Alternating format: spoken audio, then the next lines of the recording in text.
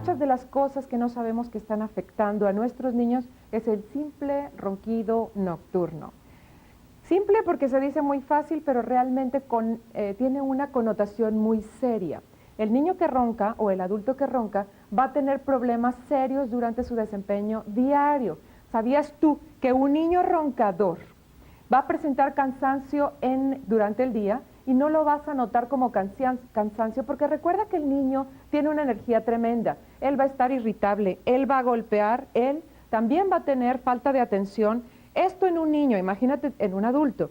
Por supuesto que va a tener la boca abierta, te encargo el dentista que vas a pagar al ortodoncista porque sus dientes van hacia afuera, tiene una dentadura anterior, va a tener un déficit auditivo. ¿Por qué? Porque lo vamos a explicar mañana, porque hay déficit auditivo en el niño que ronca, tiene falta de interés en las cosas, tiene trastornos del aprendizaje, pueden perder hasta 11 puntos de coeficiente intelectual simplemente por ser roncadores, pueden tener incontinencia urinaria, pueden tener baja estatura, tienen hasta 40% más de posibilidades de tener trastornos neurológicos en los primeros años de vida. Gracias por estar aquí con nosotros. Muchas gracias, Marta. De verdad, sabemos que andas muy ocupado y agradecemos mucho en lo que vale tu tiempo aquí con nosotros. Gracias. Y un tema bien interesante, y yo creo que estamos yendo al fracaso en esta educación para nuestros adolescentes si no hacemos algo pronto. Estamos en una fase de crisis. Sí es algo crítico y estamos viendo un aumento. De hecho, no sé si puedan pasar el apoyo visual, el primero. Sí, está preparado, mira. Precisamente pueden ver que tenemos un 16% ya en México. Lo interesante es lo que está pasando con las mujeres, con las niñas. Históricamente nos hablaban de que les habían pedido la prueba de amor, las habían puesto alcoholizadas o drogadas y que por eso se habían tenido relaciones y por eso se habían embarazado. Así es. Ahorita estamos viendo que el 78%, regrésame el anterior por favor, el 78% inició a tener vida sexual activa por curiosidad o gusto. Es decir, estamos en una época en la cual el bombardeo mediático, carente de un fundamento ético, está generando un aumento en el contacto sexual.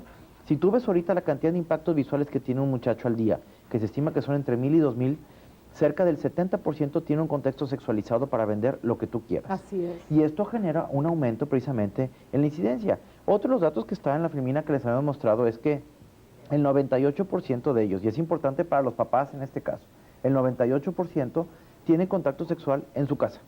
Ahora, ¿de dónde viene todo esto? ¿Por qué está sucediéndose ahorita? Esa es la gran pregunta. Así es. ¿Qué está pasando? ¿Qué coincidió, no? Entonces, yo creo que llevamos escuchando más o menos unos 6, 8 años que el tejido social está afectado, que hay cuestiones de inseguridad, pero yo creo que como papás tenemos que cuestionarnos qué dejamos de hacer.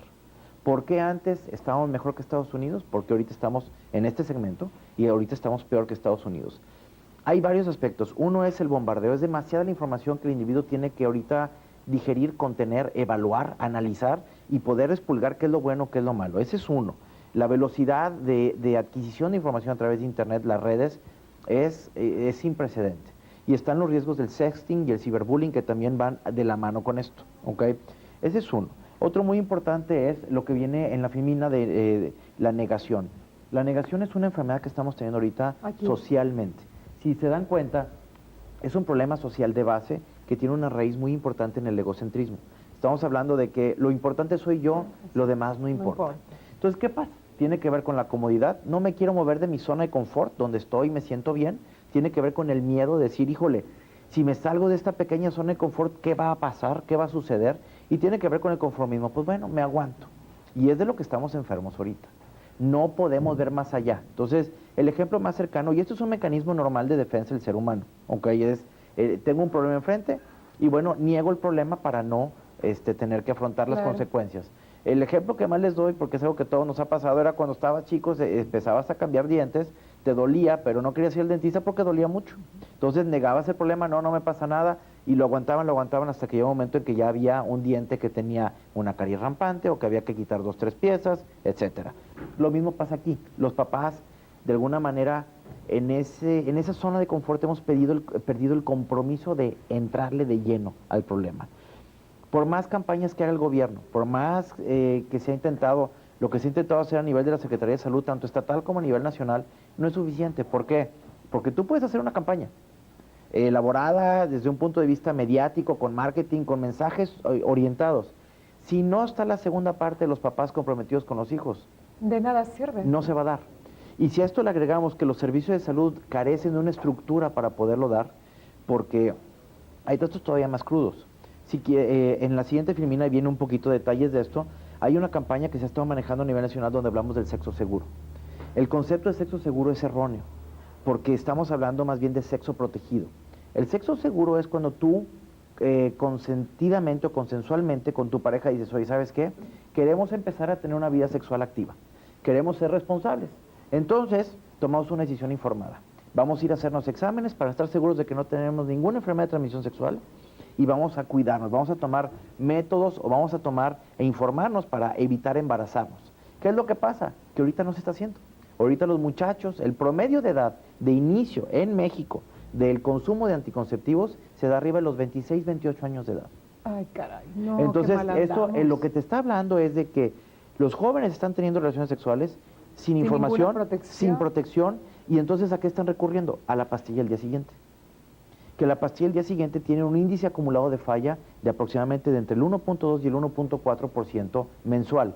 Cuando lo desglosas, lo sumas en todo el año, tienes más índice de falla con la pastilla del día siguiente que con el preservativo.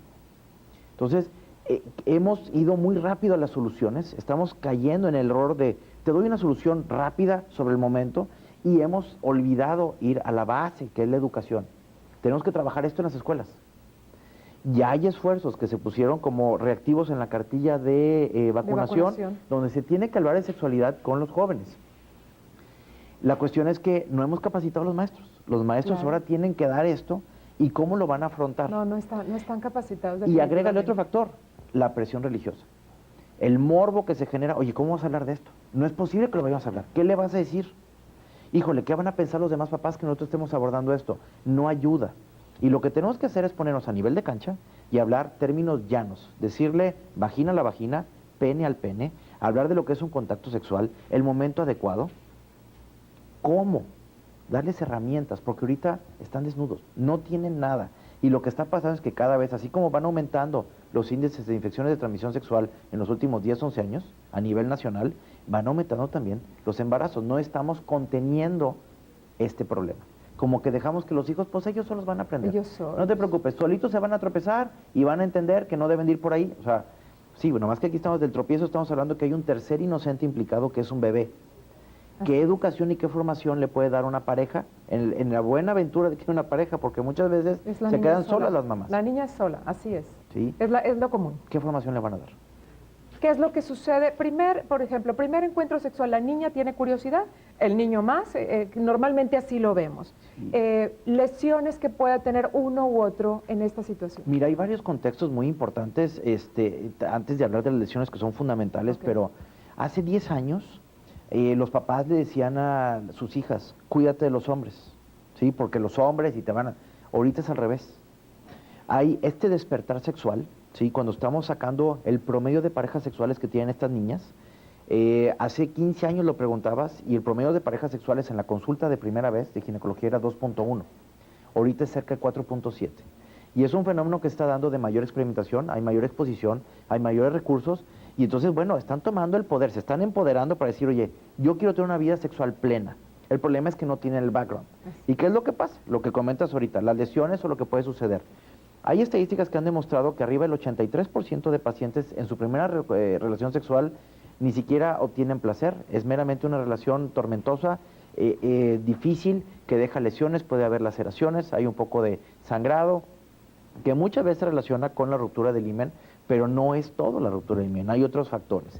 Y no solo eso, sino que tenemos también factores culturales muy arraigados donde hay personas que todavía creen, por ejemplo, en el sur del estado, frecuentemente, como en el sur del país, que cuando un hombre tiene una enfermedad de transmisión sexual, la manera de curárselo es teniendo relaciones con una mujer virgen, ¿no? Entonces, es correcto. ¿Y las consecuencias de esto dónde van?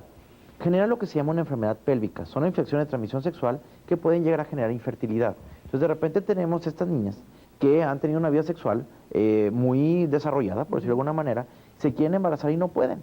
Y entonces nos damos cuenta que hubo enfermedad de transmisión sexual previas que dejaron una secuela. Entonces, cada vez se va complicando más.